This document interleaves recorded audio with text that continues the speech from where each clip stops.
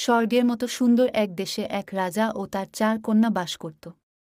৪ রাজকুমারী রূপে যেমন সুন্দর তেমন অস্ত্র চালনা, ঘোড়া চালনা এবং কাজকর্মে নিপুণ ছিল। সব মিলিয়ে তারা আনন্দে দিন কাটাচ্ছিল।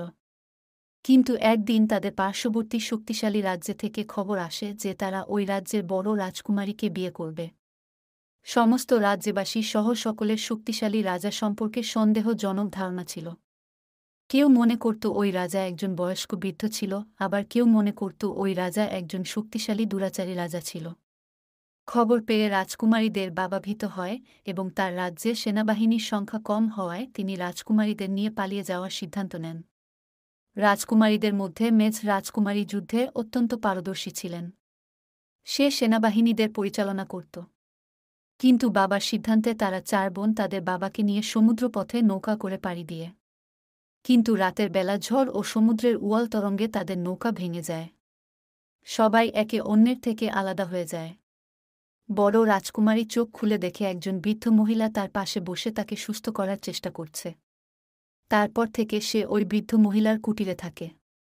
বৃদ্ধ মহিলা ও রাজকুমারী মিলে সমুদ্র থেকে মাছ ধরে ও বিক্রি করে দিন কাটায়। একদিন একটি ছেলে মাছ কিনতে আসে আর রাজকুমারীর সাথে তার বন্ধুত্ব হয়ে যায়। ধীরে ধীরে দিন যেতে থাকে আর তাদের মধ্যে আরও ভালো বন্ধুত্ব গড়ে ওঠে। তারা একসাথে অনেক সময় কাটায়। আনন্দেই তাদের দিন কাটছিল। হঠাৎ একদিন বর রাজকুমারীর সাথে তার মেজ বোনের দেখা হয়। এতদিন পর দুজন দুজনের দেখা পেয়ে খুব আনন্দ পায়। কিন্তু মেজ বোন বর বোনকে জানায় যে ওই শক্তিশালী রাজাটি খোঁজ পেয়ে গেছে যে সে কোথায় থাকে এবং তাকে এখান থেকে জোরপূর্বক নিয়ে যাবে। তাদের বাবা ও বোনদের মৃত্যুর বদলা নিতে তারা পরিকল্পনা করে তারা সেই শক্তিশালী রাজাকে মেরে ফেলবে। বর রাজকুমারী যাওয়ার আগে তার বন্ধুকে সব কথা বলে এবং তার স্মৃতির স্বরূপ একটি আংটি দেয়। তারা দুজনই দুঃখ পায়। পরদিন তারা ২ বোন বেরিয়ে যায় সেই শক্তিশালী রাজ্যের উদ্দেশ্যে।